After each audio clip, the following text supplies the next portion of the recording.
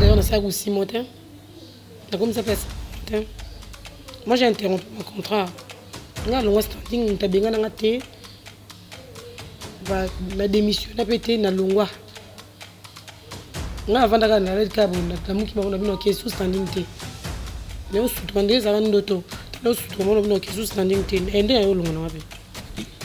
Réseau zagini ni po OK standing. Bon, et comment la partie primordiale, hein? Comment la partie primordiale, mais comment la partie primordiale, car que tu gars oh estime et bout ta jalousie, pourquoi parce que moi mais marabi sur la standing DJ Scotty que préféré bato misusu dit dans le lobby hein DJ Scotty na otana kombo na ye moi mais marabi sur la standing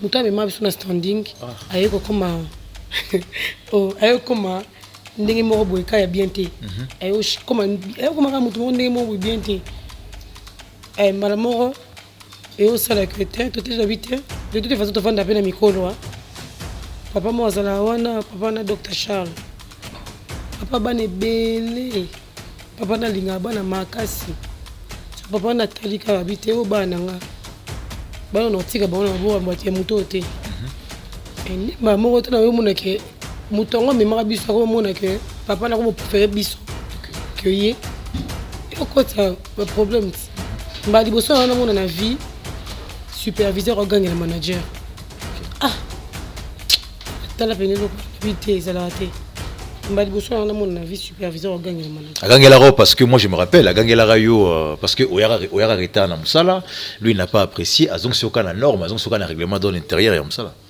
te za mama musala te za ya ngote za ya ngote za ya ngote za mama mususu zen za mama mususu mais yebisa bato baolanda biso kezaki nini maman bolingo na bango na batuti maman ba vie privée par exemple vie privée na bango ba koma ko lingana na batu de community musala ba koma musala moko boy comme draguer mutu na kata musala na neti ngala ki bimana collègue de service nanga ici matin tu dans la salle on te la vie nanga non na tipo salle on te pe dans salle on te que na ko bimana collègue de service nanga na salle on te tant au monde linga na lingi nanga te et comme ba problème no linga na boy et pas naïe te yete dina na manga nda kome olinga nga nda changa malalaise amutango eza owana te za owana te wana te na chaka ikutu kate taka na pesa bito ina ngati ndelo esala nga pesa nga kanda na Ginette Kalambai connaissez un peu de faire la part des choses. Quelle est la différence entre manager et fille d'accueil? Différence entre manager et fille d'accueil. Fille d'accueil a limité, peut-être na comment X peut-être. Azan même si on yambaka batu afandi simutu ko chaka client l'aise mais manager eza bon manager eza ka katsa boîte te. Manager a mutu mo tambola luka batu mutu o invité batu bengsa batu mais fille d'accueil eza censé te osalango yaza na kaka boke bolukeli ba client boyena bango ya che bango à l'aise ako benga tout compte pas ko benga te parce manager eza ndeke esimba et tokeno bien oui binga oui mutu abanda rivunya kolozi comment est-ce que yo oyeba eti osana rivunya kolozi en France comment ça rivunya kolozi non je parle de Edi Manda Sarkozy oui bien te bon Kelly oui bien Edi Manda Sarkozy te mutu abanda rivunya premier manager rivunya oui bien Edi Manda te so na bien ngana répondre so mine na répondre te zene bita Toyamba Edi Manda Sarkozy awa parce qu'à travers pe na rivunya ya lobi que rivunya kolozi manager a raté manager ezara yemo Patrick Baraka mais yo la façon dont tu t'es présenté tu as bien dit que non tu fais partie des managers à Kolozi oui mais na rivunya kolozi ti ba fongola manager azaki nando sa kuna te menaye banis te wa fille d'accueil nga te na za manager na bana ko servir na saka un mois ko servir na Lubumbashi après na kena maman manager partout na sala awa on a ba ki manager on a bani na za ka manager Mais qu'est-ce qui fait que tout le monde a une affiche, même les éléments visuels, hein? Les boîtes, tout le monde a bien c'est affiché, non? On écrit très bien les transporteurs, manager général, comment. Mais qu'est-ce qui fait que pas na bino na Rivunia, comment bongoté? Ils sont basés à commenter pour toi déjà. Rivunia Lubumbashi, qui sont les managers? Il passe à Dekisha que je salue en passant à Vienne en MDJ. Hein? Il passe à la banque tout. Tu vois bien un garçon d'accueil. Abandara na accueil. Mais comment manager moi kala makasi. Kala makasi. Comment manager? Avant Dekisha comme manager, Inis a déjà na Rivunia. Nani? Inis Mboyo. Enis Mboyo. Voilà. Oui, Enis a travaillé à Rivonia. Azara serveuse de terrasse, après serveuse avec ma fille d'accueil. Fille d'accueil, c'est ça. Hein? Inis Azala manager na Rivunia. Azara Sabana non serveuse et puis fille d'accueil. Si monter na Rivonia, nga kuta moi si monter. Nga kuta moi si monter na Rivonia. Nga mo Nazara moi si na Rivonia. Maman Nazara moi si na Rivonia. Après Vanessa Saïdi. Sans te mentir, travailler d'abord à la boîte, c'est pas facile. Peu importe ce que tu fais à la boîte. Mais une fois qu'on travaille à la boîte, surtout pour nos femmes, c'est pas facile. On rencontre beaucoup de difficultés. Batbaye, bon mais l'alcool. Client me soupe autant pour que tu n'as pas. Autant les causes à niam salade. Pour gérer un cacamin, c'est pas facile. Et puis par rapport à la réputation à Bissau, la plupart des gens qui travaillent à la boîte, tous traités déjà, surtout les femmes, sont traitées comme des pits. Mais si tu as une occasion à confirmer que non, moi je travaille à la boîte, donc baza bongo.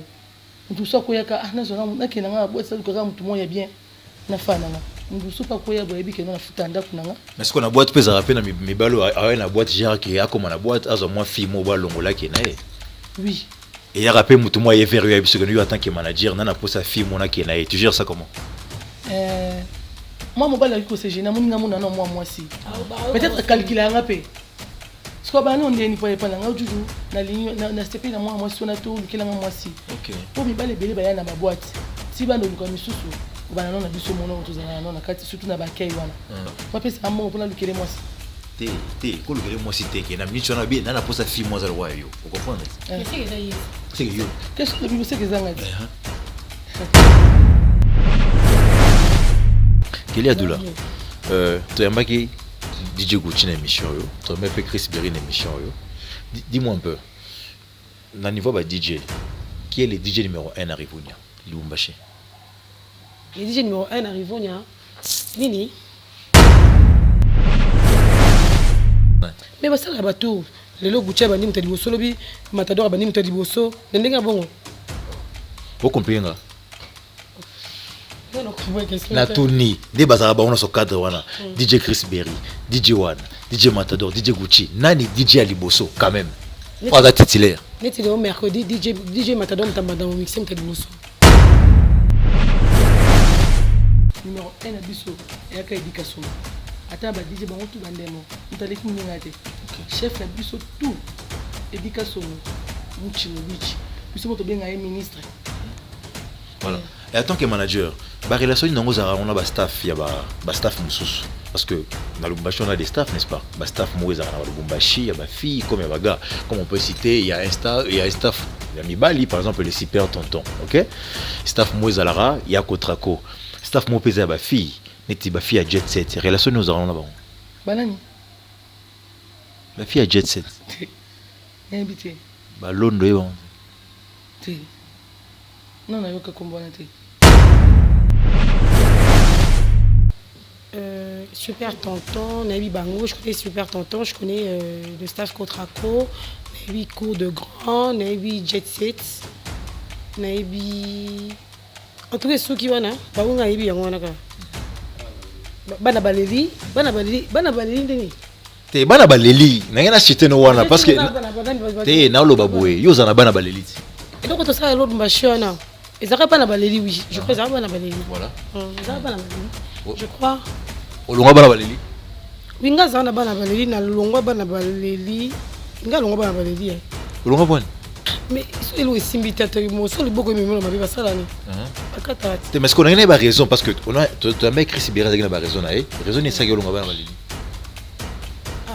coalition za ki soute endo simba soute malamu toka bona ka bongo mais en tout cas moi je me compte pas na bana baleli je me compte plus na mi compte à sou na bana baleli te na za soute nga za sou na ba ikirite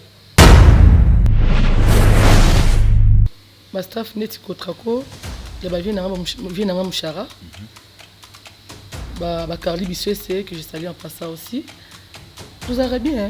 En tout cas ma grand frère vous allez peine bien bah si père ton nom fait pas grand frère c'est plutôt ma grand frère bah je on a c'est non Carly Bissese retrako ba grand frère na yo bah si père ton nom ba grand frère noté et nga baba grand frère noté baba grand frère Kelly bah si père ton nom ba grand frère noté baba grand frère Kelly Ginette Kalambai, yo bi jet set te. Ça connaît baté. Te ba Letisa Londo ba Jolondo e bango te. Ba yembaka. Mais yo zala na bango yo vanda na bango. Na tuni ka so ba yembaka. Yo yemboka o yo vandi na bango ensemble ba noza na bango. Komo ko ba bango te. Nga, te nga fanda na ba fite. Bola nini? Na ba nani? Na ba jet set. Ba tuku to esana na yebi non te, na yebi bango te. Non, to wela ni na yebi bango te. Yo bi jet set te. Ça coûte à y éviter. Baïmara. Et ça comme choral. Mais staff karat. Ah, la recette choral et bico.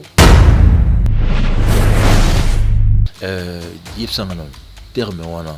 Ba fille à talent et où t'en as web. Ba fille à talent et ba fille de Manabutu. Ba fille de Manabutu. Ce que ba na rôle ni na boîte. Ce que ba fille de Manabutu. Bon, ce que Manabutu ça là na boîte. Mais ce que ça yo do lobi que no bino na boîte mo na musala. Ce que ba fille wana talent wana. Ba musala bango za. Que bien comme que vient na bango, bon pas comme salati. Comme que vient na bango. M'tasuye bon ba benga ngo deal. En tout cas, merci pour la considération. Auto bengi biso tito ya considération sur ezaki te tona to komate. DJ Kwebe yanga kati. Na pesi DJ Kwebe mbote. Pesa bango no so ba 4. Na pesi DJ Kwebe DJ Ousmane. Hein? Obe kalamba ya muta polémique. Bazara 4. Pesa bango no so ba mbote. Ça kona bi pour na pesi DJ Kwebe mbote, na pesi DJ Ousmane mbote. Y a rien en face. C'est maïs. Deux fois t'es. Balingango.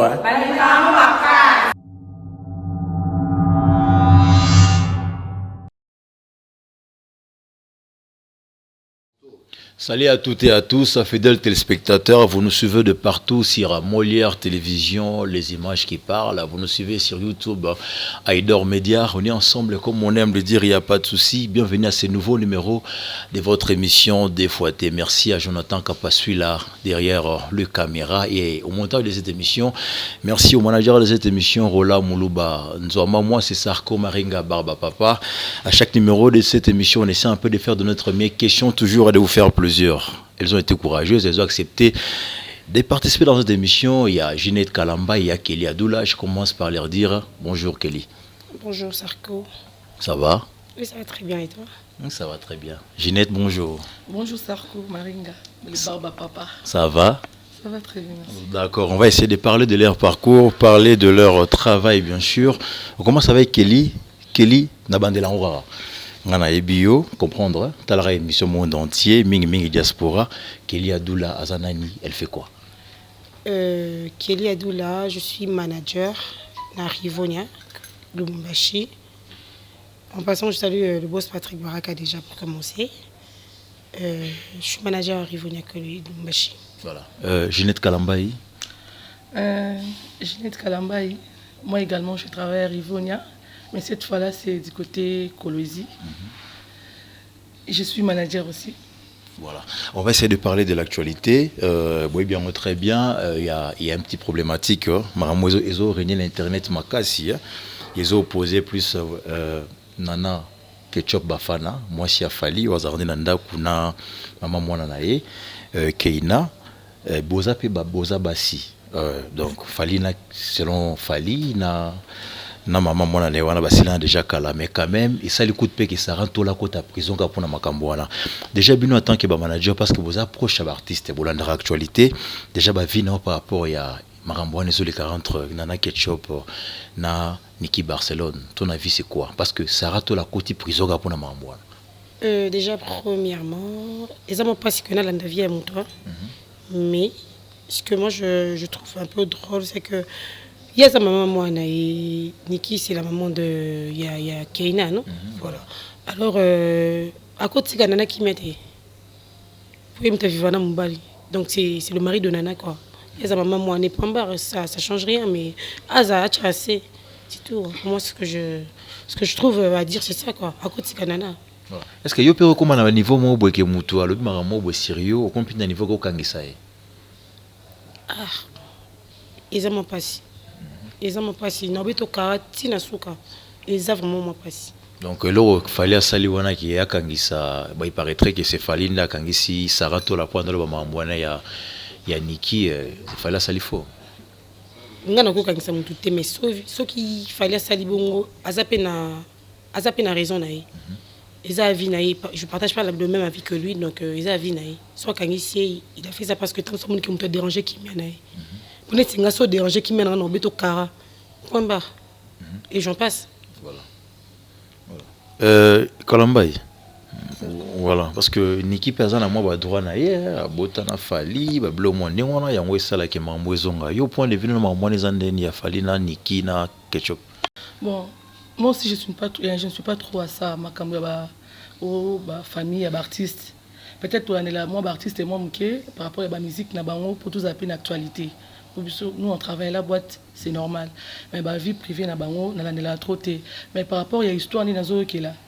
Moi, je pense que Niki aussi, elle a quand même le droit parce qu'elle, à sa maman, il y a Keina, Zamona Fali. Nana Ketchup, c'est la femme légitime. On n'en disconvient pas, mais quand même, Niki aussi, elle est la maman de l'enfant de Fali. Elle a quand même le droit. Moi, je trouve que les hommes sont des menteurs. Mais pour moi, je trouve qu'elle n'a pas le droit. Moi, je ne suis pas sûre que ce qu'il fallait aussi a fait, c'était une bonne chose. Parce que c'est quand même la maman de sa fille. Aza, moi, si on a quelque chose de beau, mais peut-être que cause maman. Mais tu la vie notée, tu vas pas accepter ça. Yo le big sata mutala mutaba bébé c'est qui mène au kangsete. Ngana kangsete mais soit ils ont le banda il fallait sali bon le baza point de vue na epi on le bas. Mais soit ils qui Niki na kangise ngine mabi. Mais le quoi kangise mutu musu mutali banda ngaya côté ba via bateau ça la prendra. Mais Fali d'abord un homme populaire, un homme public. Est-ce qu'il faut censé yoka moi je ne pense pas que c'est une bonne idée. Et puis par rapport déjà il y a standing ou na monde entier et puis na mboka na biso awa babiloka bon ezako donc pour yo nenge fali akangisi journaliste wana saranto la ndolo ba mwana salifo journaliste na musani yangwana journaliste a droit au côté partout ceux qui ont répondre vie privée na hôtel c'est bon mais a droit qui partout à sali comme ça naï. Voilà donc merci pour la réponse Nabino. Gezma Wete a sorti une chanson maîtresse. Alors, clairement, le message est clair. Donc, c'est un homme qui est marié. Et malgré qu'il est marié, il va comprendre et puis à la maîtresse. En fait, ça peut arriver que non, mais elle te demande, pardon, il te demande à toi d'être sa maîtresse. Ça arrive? Moi, les hommes mariés, je ne calcule pas. Je ne vise pas en tout cas. Ben, ça peut arriver, oui, mais je ne vise pas. Les hommes mariés, moi, ça ne m'intéresse pas. Pas du tout. Donc, si tu as balayé à cause de ça, c'est mon avis. Moi, je ne fréquente pas les hommes mariés. Je ne fréquente pas les hommes mariés. Kalambay. Bon, Kelly a répondu par rapport à Parnaï. Par rapport à Naï, il a calculé la banque. Mais ça arrive très souvent. Et ça peut-être n'a pas cause pour ça homme marié, ça marié, mais quand même ok libanda. Et ça n'a pas cause, c'est pas pour rien. Soit muta a satisfait en tout, n'a surtout ok libanda. Peut-être ça même sous par rapport à la réalité, on va vivre dans la katanda kunai. Il est poussé avec libanda. Ça arrive très souvent. Donc ils ont donc tu es marié mais ils ont la maîtresse Nelly Banda donc maîtresse c'est pas quoi comprendre que non moi ça pas là ça moi ça parlait pas comprendre que non maîtresse moi il y a quatre degrés équilibre. Bah ça parler de pas comprendre ça moi pas si ils ont quand même ba maîtresse. Bah musulman pas comprendre. Ah on a plus par rapport à doctrine là bas.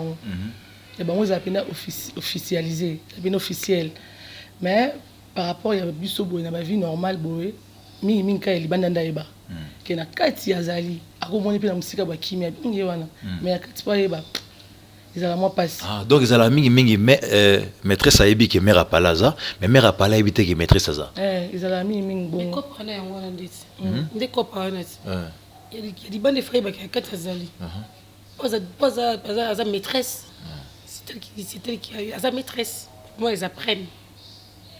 Voilà, donc merci déjà à la famille Moïse dans la production, merci à M. Michuri, merci à Maître Deo Kilongozi, merci à Cédric Chilombo Sechi, le manager Elite Mondia, Grayson, merci à celui qu'on appelle le Kabi.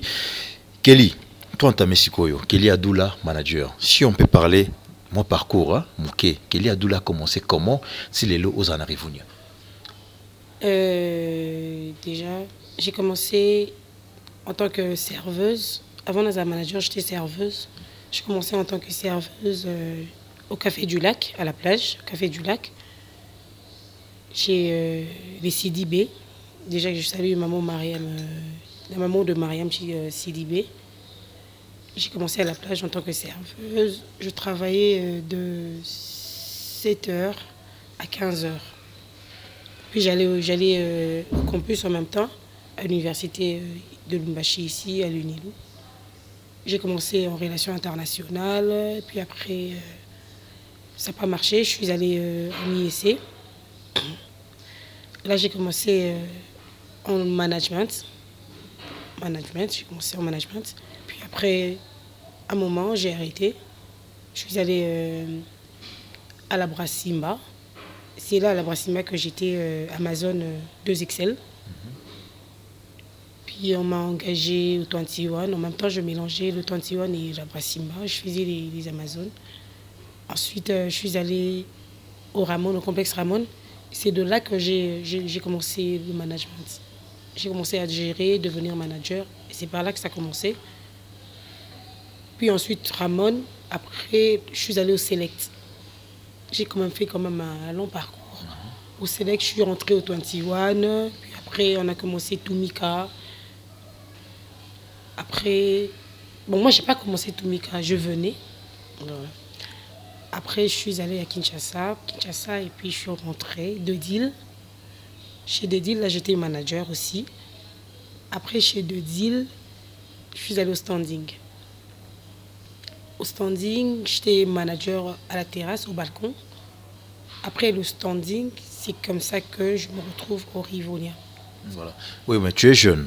Déjà, tu as cité quand même beaucoup d'endroits. Mais qu'est-ce qui a fait que non, aux Alara placement, tu te déplaces toujours, c'est quoi? C'était quoi? C'était aussi par sollicitation et par l'enfance.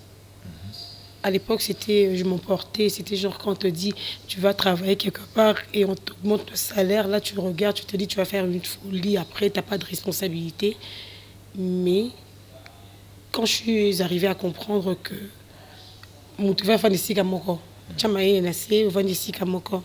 c'est comme ça que je suis maintenant au Rivonia. Ah ouais. Voilà.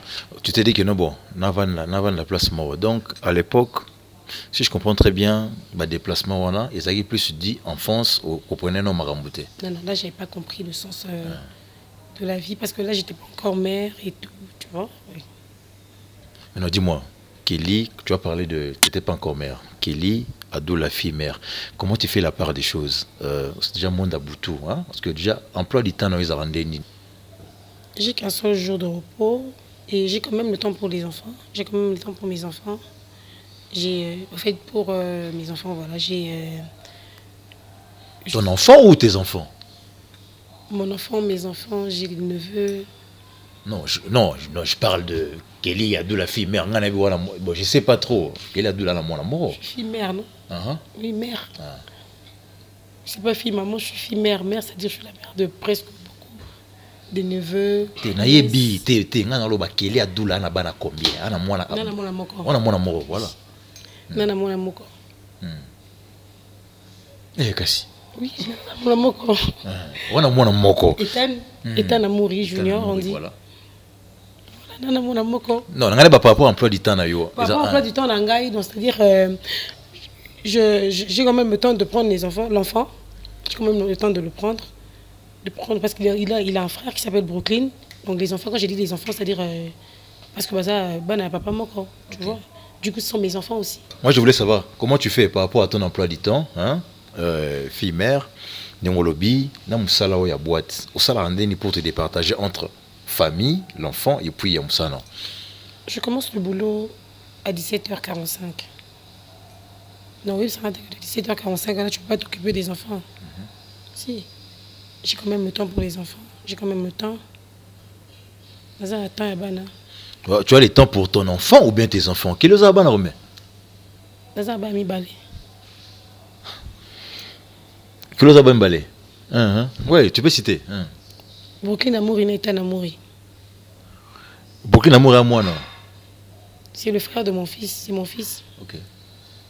Ah, donc ce qui parle à Brooklyn n'est un Amouri. Oui, de temps en temps, des fois. Parfois, oui, ça arrive.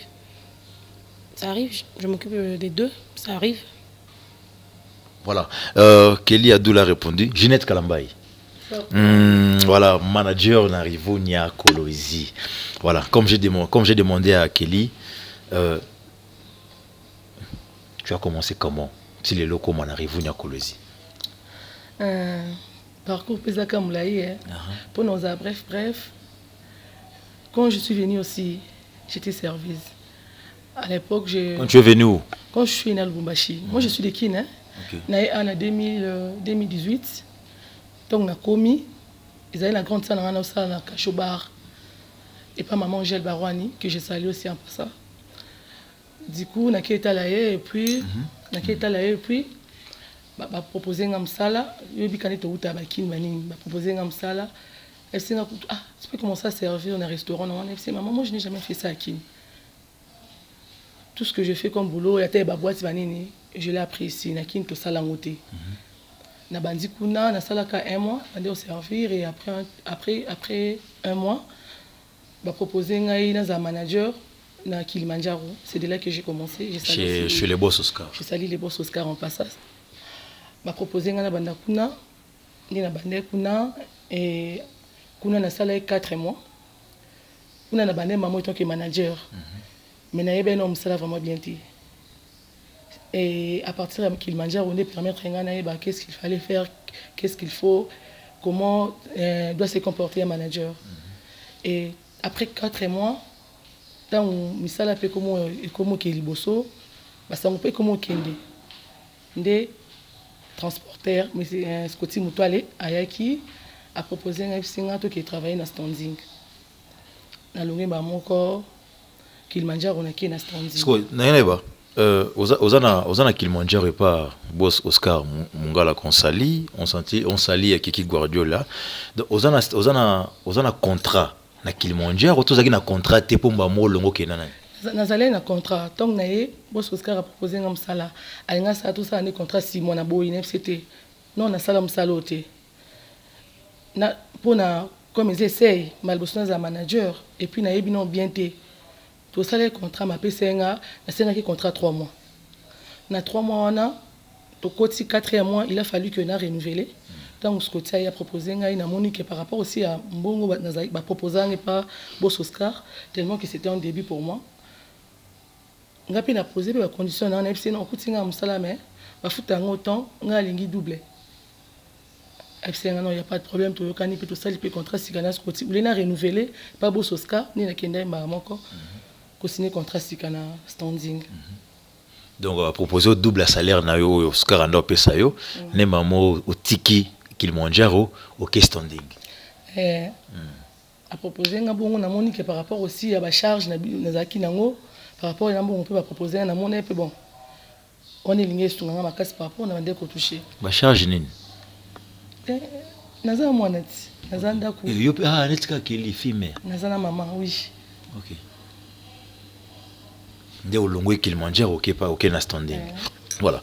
Au combien na standing et quelques temps après olongo est standing. Pour nini parce que va proposer que déjà mieux va proposer double à salaire hein. Donc kuna se par exemple on a payé 100 francs ba salaire 200 francs kuna. Na ba garder foutu.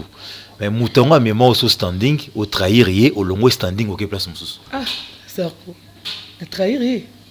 La trahison c'est trop dur. La trahir était standing peut contrat nous acquis à 6 mois. Ah, Ginette. Hein? Contrat à 6 mois. OK. Tu fais là standing na. Non, attends, toque bien. Yo sinara ba contrat ba 3 mois, il y a ba 6 mois. Par rapport à quoi? Ils ont avocat na yo mta conseiller. Bon to zanene. Ils par rapport à avocat ku tout est. Na ngani ki malembe. OK. Na ngani ki malembe. Na uté na 3 mois na matina 6 mois. Tu fais là standing les a en novembre si je ne me trompe pas. Voilà. Il y a 2018 hein. 2019. 2018. 2018. Ils ont qui vers novembre. Départ dans un standing, ils ont qui déjà dans mois de juin. Donc contrat dans un peu de silaki. OK. Il fait une renouveler puis les sous. Fait une renouveler. Mais on a préféré dans un cas pour renouveler. Ginette Kalambai, parlons du standing. Na standing, ba longola rayo. Ton standing yo mo ndo boya ko renouveler contrat. Na standing ba longola ngate ngamoni na boya ko renouveler contrat. Na boya na ngayo mo na kindaka. Non, c'est sérieusement, tu es allé à la contre règlement de l'intérieur. Ginette Kalamba aux en standing, au komo bima, na mutu mo bo na standing, de Salima B, manager général à standing à Bimisio. Ya solo. Mine bionte. Na tangelo comment mutu mando manaye. Voilà, on continue avec cette émission. Kelly Adoula, aux en standing. Dans la minute, tu vois, si je comprends très bien. Je vais vous poser une question. Tu n'as pas de temps. Tu es tout seul, tout seul. Ginette Kalamba est en standing. You en standing, na balcon, il y a standing, ok? Ginette Kalamba, le non-respect du contrat, ballon au standing. Mais non-respect.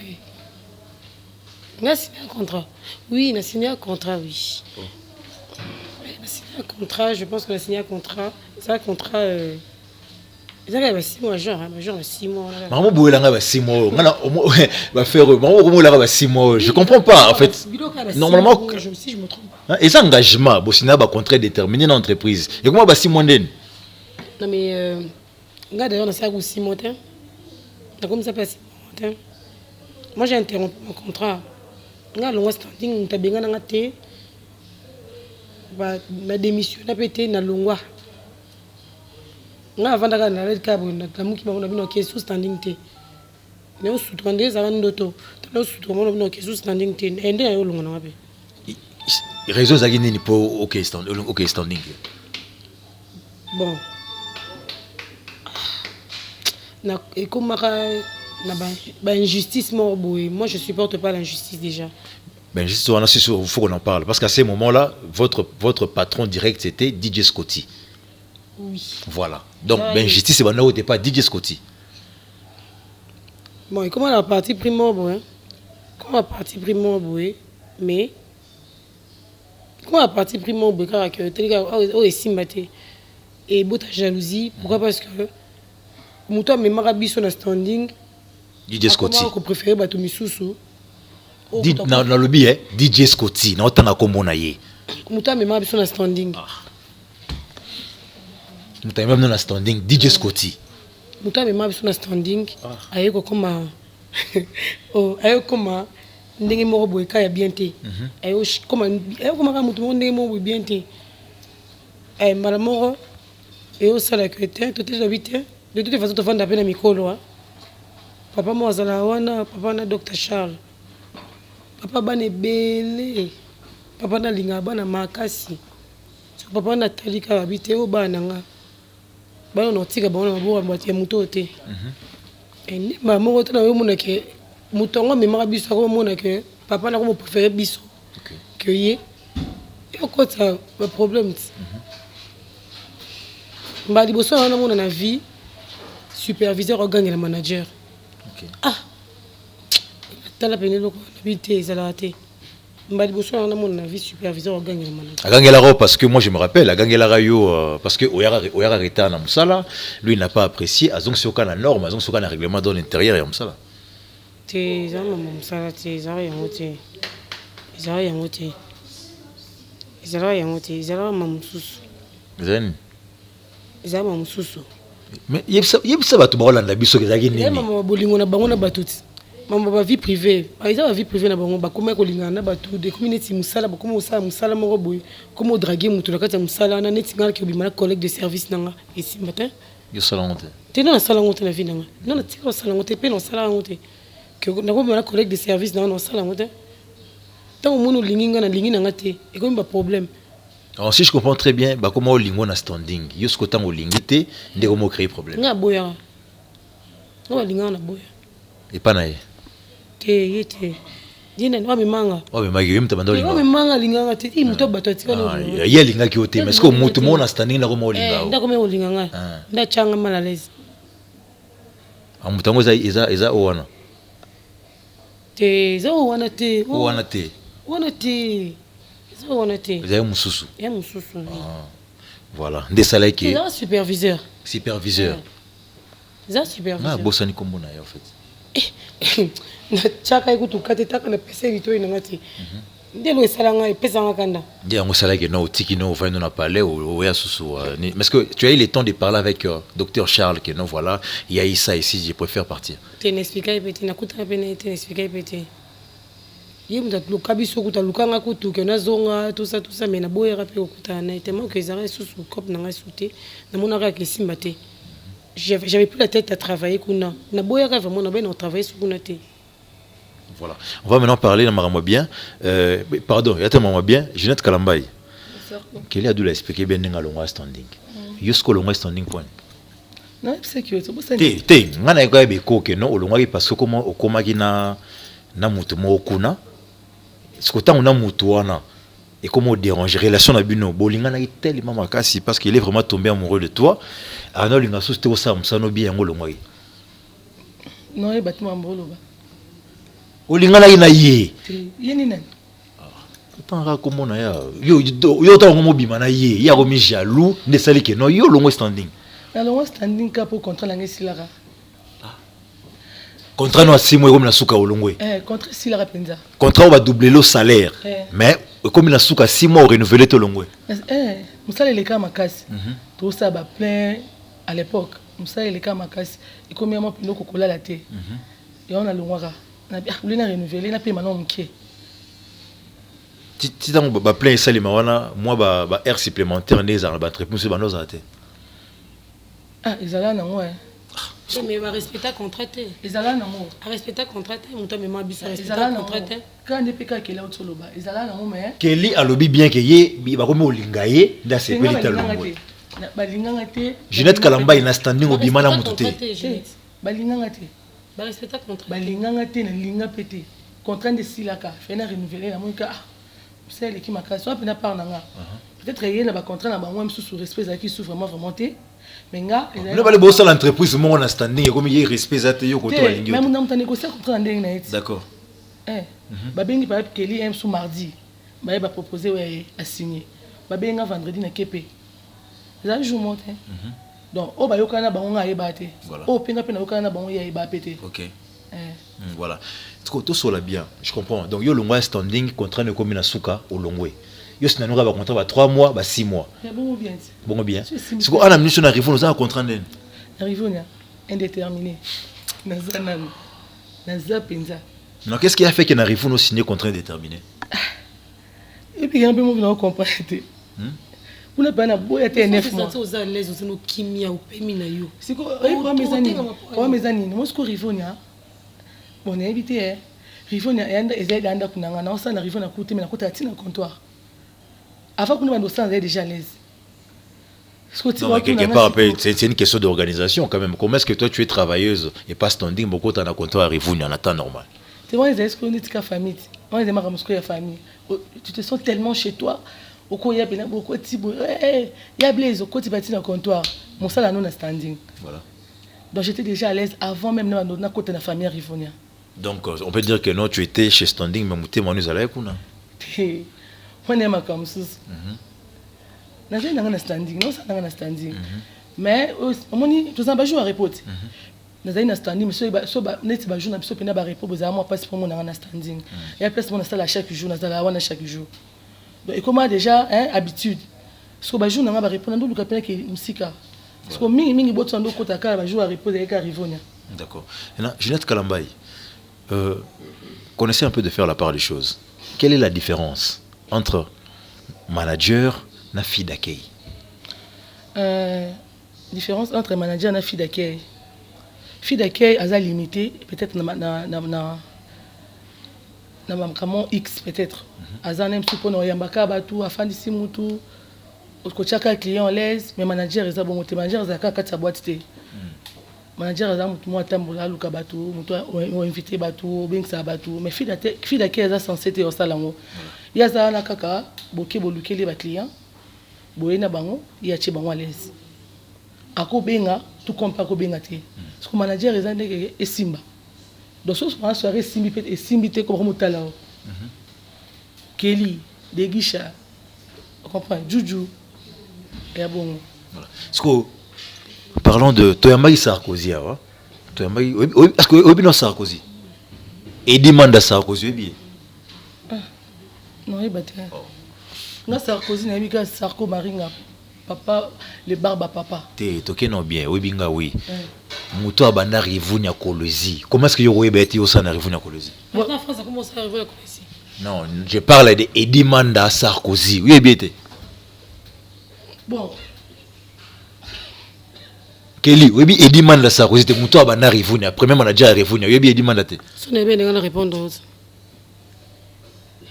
Si on est répondre, tu es bien. Tout le monde est vigile. Vigile, donc agent de sécurité.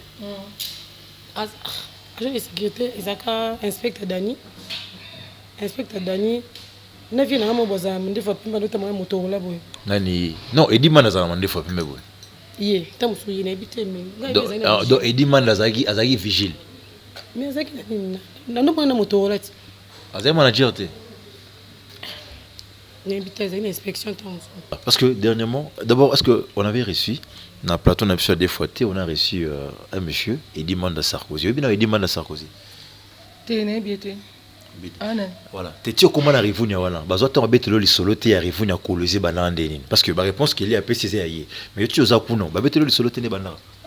Il dit mana Sarkozy baza bato ba bana arrive wana Patrick Baraka Tchara comme étant manager de Bosso. Na yebi masula rivonia. Faut-il que là okende, que là masananga. C'est okende na yeba déjà ramener les capos bon ba kende ofungola ngo. Na yebi dorli tout ça la peine na standi. Na yebi ni za manager kuna. À part Edika Songo, il y a un gérant numéro 1 Nabiso kuna ya Rivonia Kolosi que je salue aussi, le ministre Mouchimoubic. À part Kaye, net Nabi Edi. Mais manager Nabi Kezaki Dorli. Voilà. Toyamba Edi manda Sarkozy awa parce qu'à travers peine Rivonia, il y a lobby que Rivonia Kolosi manager a raté. Manager Ezara Yemo Patrick Baraka. Mais yo, la façon dont tu t'es présenté, tu as bien dit que non, tu fais partie des managers à Kolosi. Oui. Mais n'arrive pas à Kolosi, tu vas faire le manager Azaki. Nando sa kuna te menaye bamise. Tu wa fille d'accueil. Nga. Tu es un manager. Na bana ko servir, na saka un mois ko servir na Bumbashi. Après na kena maman manager. Partout na sala awa na ba Kilimanjaro on a bani na sala ka manager. Mais rien n'empêche que nous un manager ya mabatu te. Ya ça na biso. Manager ya mbara, manager ya boss te, a patron te ya fandi boé. Ba ça il est musala te. Manager on doit travailler tout plus na boîte que tout sous.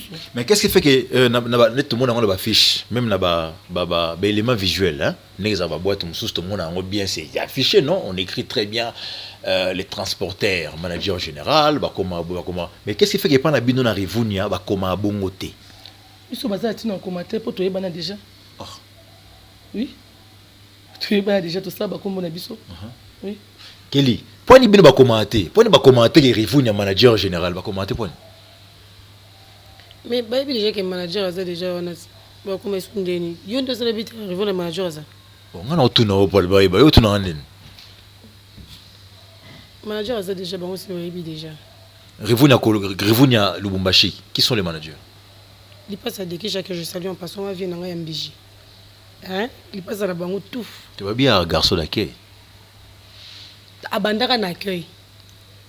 Abandara n'accueil. Mais comment manager? À comment manager moi Kala Makasi? Moi manager. Avant Dekisha comme manager, Inis Azagi déjà na Rivunia. Nani? Inis Mboyo.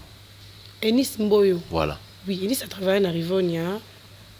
Azara serveuse de la terrasse. Après serveuse, elle est comme ma fille d'accueil. Fille d'accueil, il n'a pas de boîte. C'est ça. Hein? Inis Azala manager na Rivunia. Azara Sabana, non, serveuse et puis fille d'accueil. N'arrive pas manager à autoza. Tant bon, nous sommes qui est ballon long. Inis Salonga point. Oh, n'a évité, n'a coûté été. Nous en avons évité pourquoi Inis Salonga parce que paraît très. N'a moi si monter na Rivonia. N'a coûté moi si monter. N'a coûté moi si monter na Rivonia. N'a mon Nazara moi si na Rivonia. Maman Nazara moi si na Rivonia. Après Vanessa Saïdi, moi tu travailles en accueil. Moi tu as une fille d'accueil. N'a Vanessa Saïdi que je salue aussi ma petite sœur. Vanessa Saïdi, ndé te ose comme Bassi na Rivonia. Ndé te ose Bassi na Rivonia. Tu écoutes Dekisha Zara Yemoro. Viens de Dekisha Zara Yemoro. Yo écoute Dekisha Yemoro ni Saïdi dans la pointe. Ni c'était là comme étant manager en Rivonia. Mais ça quoi. Ngana ebiso qui na écoute Dekisha Yemoro. Dekisha Zara Yemoro il travaillait au four et au moulin tout seul. J'ai trouvé là-bas tout seul. OK. En même temps d'accueil, en même temps de management, en même temps de Mambobélé. Il était tout seul. J'ai trouvé Dekisha tout seul. Après ngana yo comme deux sexes opposés. Ngana Dekisha après Vanessa et Oya. Voilà. En tant que femme, en tant que fille, il y a pas de difficulté dans rencontrer être manager, place à Bongo, Mibali Bazoya, Batuba Somba. Comment tu gères au gérant de l'Imsano? Mais déjà, tant que je suis venu pour un seul boulot, un but, je suis venu pour faire ceci. Tu fais ton travail, c'est fini. C'est comme ça, non? C'est comme ça, non? Les problèmes. Ça arrive aussi que tu as embêté. Mais si tu es je ne vois pas pourquoi est-ce que peut-être chasser autre chose. Non, je ne vois pas. Ça te fait comment? Parce que Batouana sur Bayara dans la boîte, et à Moba Langwe, Bameli, toi tu es là, moi c'est Nakacha Batouana, tant que Bayaka vers yo. Tu gères ça comment? Parce que c'est un peu mal répété, hein? Ma fille d'accueil, voilà. En Afrique, les gens interprètent mal. Je suis africaine, oui, je ne refuse pas. Je vais interpréter que non, tu ça dans la boîte de nuit, il faut que la vie me reboie, je ne sais pas quoi ils pensent. Et ça, c'est normal. Moussa ne sait pas de son métier. Tu vois, Moussa ne sait pas là. Mais ce qu'on a déjà que quand on a une place pour un manager, pour une serveuse, pour un DJ, on a dit comme ça nous pourquoi c'est l'homme sous. Quelle est la relation de notre canal na Inis Mboyo? Inis Mboyo mastananga. C'est une amie à mastananga. À mastananga. Toute la relation sous ta parole est master. Vous saurez bien. Tout ça bien. Je la salue en passant, Inis Mboyo. Tout ça là bien. Voilà, donc nous continuons avec l'émission Deux fois T, Ginette Kalambay. D'accord. Et ça là, tu es là, vous en avez ta boîte, Batoubaye, Masanga, alcool, yo moi sur ça, il faut gérer Batouana Nyonsona. Tu gères ça comment? Sans te mentir, travailler d'abord à la boîte, c'est pas facile. Peu importe ce que tu fais à la boîte. Mais une fois qu'on travaille à la boîte, surtout pour nous femmes, c'est pas facile. On rencontre beaucoup de difficultés. Batbaye, bon mais l'alcool. Bon mais l'alcool, client me soupe autant bah peut tu na sima.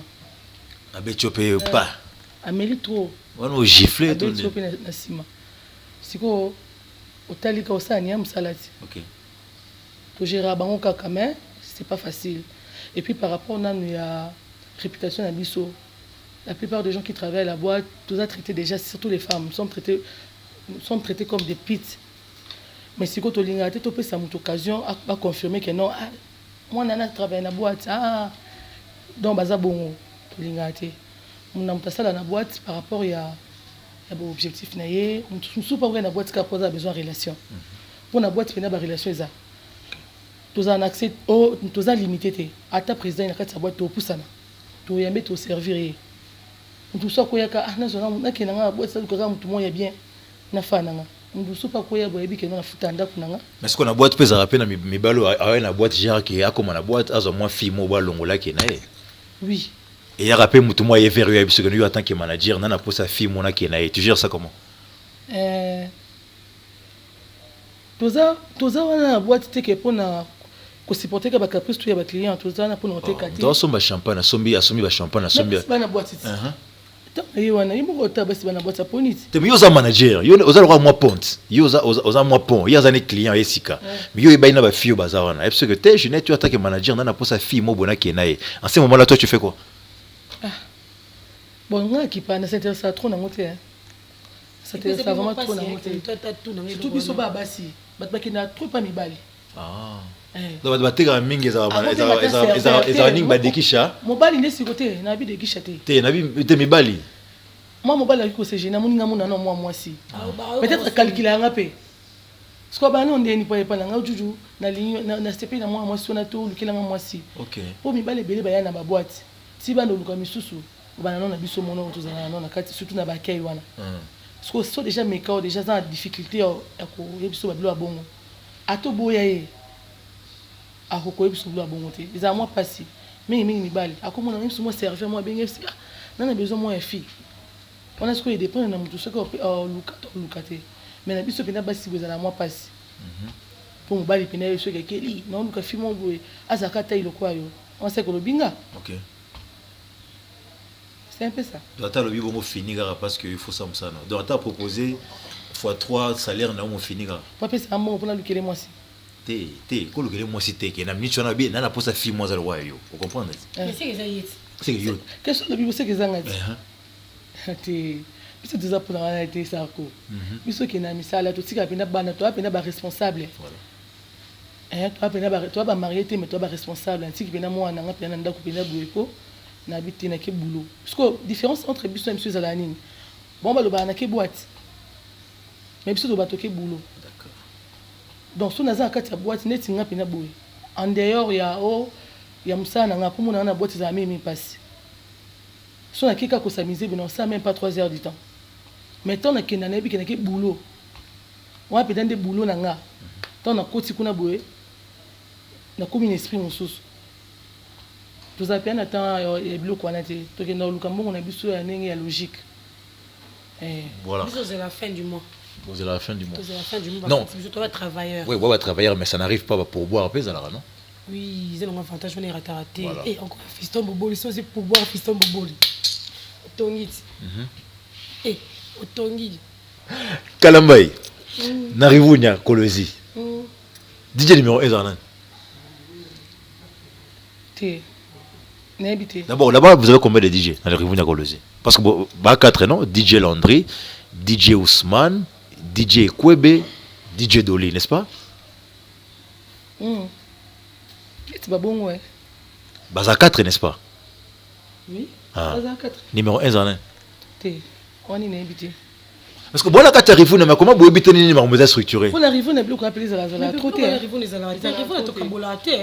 en tout cas numéro 1 et numéro 2 à la Rivonia na ba DJ ba DJ te ngana me ka bonté bon tout bande mon chef na ndeti biso arrivé na Kolosi numéro 1 na biso et aka éducation ata ba DJ bon tout bande mo mutaleki mninga te chef na biso tout éducation muchimo bichi biso moto benga ministre voilà et en tant que manager ba relation nango za on a ba staff ya ba staff mususu parce que dans le Lubumbashi on a des staffs n'est-ce pas ba staff moeza na Lubumbashi ya ba fille comme ya baga comme on peut citer il y a un staff ya Mibali par exemple les super tonton OK staff moeza lara ya Kotrako staff mo pesa ba fille neti ba fille à jet set relation nous avons là-bas banani ba fille à jet set invité ba staff neti Kotrako ya ba vient na mshara ba Carly Bissé c'est que je salue en passant aussi nous aurait bien hein? En tout cas ba grand frère nous a peine bien ba super tonton fait ba grand frère té ba super tonton ba grand frère ba Zuel oh Bah faire on a c'est canon. Car les bisous c'est Kotrako ba grand frère na yo. Oui, voilà, Bah si peur toi ba grand frère noté. Té. Baba grand frère na matin. Hein? Bah si peut tonton baba grand frère té. Té baba grand frère té on est un des la famille. La famille. Toujours entre nous banini mais la famille, baba grand frère té netinga. Baba grand frère na té baba grand frère Kelly. OK. Bah si peur toi ba grand frère noté. Baba grand frère Kelly. Kelly ba staff, ba si peur tonton ba Kotrako ba nani. Vous en a relation na ba staff ananius. Super Tonton, Nabi Bango, je connais Super Tonton, je connais le staff Kotrako, Nabi Cours de Grand, Nabi Jet Set, Nabi. En tout cas, ceux qui vont là, Baounga Nabi Yangonaka. Bana Baleri, Ndeni. Te bana baleli, na ngena chité no wana parce que te na lo baboué, yo zana bana baleli. Bana Baleri, ouais. Bana baleli oyo a Jotumba patron na bino, yo zana bana baleli. On était là le 1er novembre à Lubumbashi, non? Avec toi. Et donc, quand on s'est à Lubumbashi, non? Ils n'arrivent pas à Baléli, oui. Je crois qu'ils n'arrivent pas à Baléli. Voilà. Ils n'arrivent pas à Baléli. Je crois. Olonga bana baleli. Oui, ils n'arrivent pas à Baléli. Ils n'arrivent pas à Baléli. Ils n'arrivent pas à Baléli. Olonga bana. Mais ils sont là aussi, ils sont beaucoup de gens qui sont là. Mais est-ce qu'on a une raison? Parce que tu as mis Chris Bira, tu as une raison. Raison est ça que Olonga bana baleli. Coalition Zaki Souté. Ok. Et nous sommes souté. Madame Moutoka Bonaka Bongo. En tout cas, moi je me compte pas dans Banabaléli, je me compte plus. J'ai été quand même Banabaléli une fois, mais l'ami compte à sous dans Banabaléli, tu n'as pas souté. Dans Asou n'a pas écrit. Voilà, Kelly Adoula, manager chez Rivounia Lubumbashi, Jeanette Kalamba, manager chez Rivounia Kolosi. Tu j'étais déjà en émission. Moi, le mot de téléspectateur et puis Bambote. C'est quoi le message que tu veux passer? Parce que place on vend trop, moi passer message ni. Tu n'as pas passé un message moi, na faire comprendre que na bateau ba quand il a biso mabe. Ba longo la idée wana ba mon abiso te que non, ba fimo ba ko lukani bali na ba moi si musoko ta na boîte na mbali, so monoka ba kange na libo côté. Biso to ya comme ça là, to ya ka boulot. D'accord. Ba longo un peu image ba za ngo sur biso ya mabe wana. Que ba fi ba sana na ba boîte ta ba service wana ba ndumba te. Tout ça kuna ton ça mabe te. Mutu mo bako walengi mso alokoti fimo akini na boîte akini bo pesa $100 mais nga afandi bila sali client kabeli nga pe bona bina $200 na nga. Parce que ebisa no ki ba pesa $100. Non ça na moni. Nana $200 na déjà pour boire. Il va déjà. Voilà, moi Bambote na bato bolanda.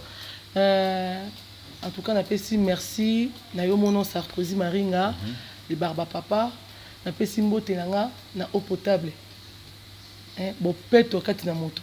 On Nzamba Botate. On appelle Simbote, le ministre numéro 1 de Rivounia Kolosi, Edika Sono. On appelle Simbote Bissika Zoami, Dr Charles, mon papa. On appelle mon papa. On appelle Simbote Bissika Zali, on appelle Simbote Lionel Messi la poule Papson. Toi-même, tu sais, on appelle Simbote Belé Belé. Je salue aussi ma maman, Céline Baka. Je salue mon fils Brian Mukuna. Mon Pembe. Papa Nazareth. Papa ni. Azana poto. Au solar. Pour nité. Ça va, continue en bouteille. Elle n'a pas si mbote na camarade nanga. On va privé personnel, Barbie noire. Je salue Degui Chalipassa. Pacha Baraka. L'autorité morale. L'autorité morale. Déjà tourne. Mon bal là c'est le climat. Babi t'as quand taba. Pas quoi maëlle. Taba. Mais ce qu'il y a l'équipe taba nelengi. Pas quoi. Lui est belé taba. Attends ça dans bouillon. Comment on a ça les gars Pacha Baraka. Mon bal l'équipe taba nelengi. C'est le samolia. Ba quoi maëlle. Toujours crâne. Je salue mon vieux. Je salue tous les super tontons, bande konanga. Baya Kelly, après sinon bambo te belé pièce aux amis. Je salue les papouches Yves Mwimba, les sponsors. Babi libande ya katité. Je salue les sponsors. Yé penatia mututo à l'aise. Airtelman, ndevinez. Voilà donc merci Kelly Adoula Bambote. Je salue Pacha Baraka. Je n'ai privé personnel des Blaisons. Écran géant. Et nous avons bossé à l'air crash, la totalité. Tu as bossé à l'air crash dans cette émission. À Crash Templar. Ah, c'est que pour moi, Crash Vardo Tongi. Je salue mon vieux fiston Boboli, Franck Saïdi Vieux-Nanga. Je salue DJ Gucci, DJ Samarino, DJ Matador, la Pulga, les petits frères de quelqu'un. Je salue DJ Juan, je salue Madame Lena Panzimou. Je salue Monsieur Jory, je salue Monsieur Tino. Papa Abisso, un conseil par jour, Monsieur Tino. Je salue Carmélie, je salue tout Rivonia. Famille Rivonia, je vous aime beaucoup. Je salue ma maman, Sacré, Sakina. Je salue ma petite soeur Priscilla. Je salue Prince, Bandombe Lele Kayanae. Simba, le petit démon. Je salue Tana Mouri, Bokina Mouri. Je salue tout le monde. Voilà, moi m'impressionne par rapport à l'émission des fois. En tout cas, l'émission est bien. Eh, besoin. Besoin, c'est ça. Tout quand on a une émission, on a tellement de monde écoute. Ouais, il y a tellement de monde. Oui, du fuego. Eh, il y a tellement de fuego, ouais. Donc, voilà. En tout cas, je vous encourage. C'est une initiative très bien. C'est une très bonne initiative. Déjà, la monde bola matos, na kitoko. Eh, bien, bola, t'as bien. Voilà, donc, Ginette, moi, j'ai l'impression par rapport à l'émission. En tout cas, merci pour la considération. Pour tout bien, il y a une considération sur les acquis que tu as commenté. DJ Kwebe, il y a un 4. La PC DJ Kwebe Mbote. Mais ça, on a sauvé 4. La PC DJ Kwebe, DJ Ousmane. Hein? Oui, Kalamba ya muta polémique. Bazara 4. Pesa bango no so bambote. Ça qu'on a vu pour la PC DJ Kwebe Mbote, na PC DJ Ousmane Mbote. Na PC Gaël, the King of Cocktail. Zamba ba cocktail, bazouap. Gaël Zeus. Voilà, on a l'impression par rapport à l'émission Nabiso. Mais c'est pas makasi, en tout cas l'émission nous permettre de biso tout le baou tout na 4. Voilà. Et puis moi considération moi pour Nabiso tababoati, tout ça un peu négligé hein. Bayambaka ba musicien. OK. Bayambaka bato ba sala ba théâtre mais tant siko yo meme biso siko na biso pena ba manager ko. Voilà. To komi pena makambo en tout cas voilà, on est vraiment arrivé à la fin de cette émission. Sur ce plateau, nous avions Juju Kalambai, manager Rivunia Kolwezi, Marquise Kelia Doula, manager Rivunia Lubumbashi. Merci à Jonathan Kapasui à la prise des vues et puis au montage de cette émission. Merci à Roland Moulouba Nzoma. Moi, c'est Sarko Maringa Barba Papa. Merci à l'assistance signée Grâce Liteli. Grâce à Liteli. Il fait le col, quoi, nous encore. Hein? La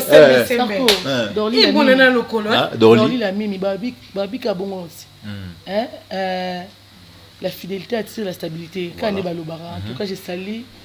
C'est une sœur, hein. J'ai sali vraiment, c'est une sœur à moi. Manon Mangwanda, Manon Star. Mais il n'est pas Star. Manon Star. Et femme seule, comme voilà, femme seule avec nous. Voilà, donc merci à tous les amis, merci à tous les super tontons. Donc le rendez-vous est pris pour les 31 mai. Le rendez-vous est pris pour les 31 mai. Donc le retour des rois, ça va se passer chez Chouchou, ex-Chouchou, donc Golden City. Merci à Papa Didier, merci.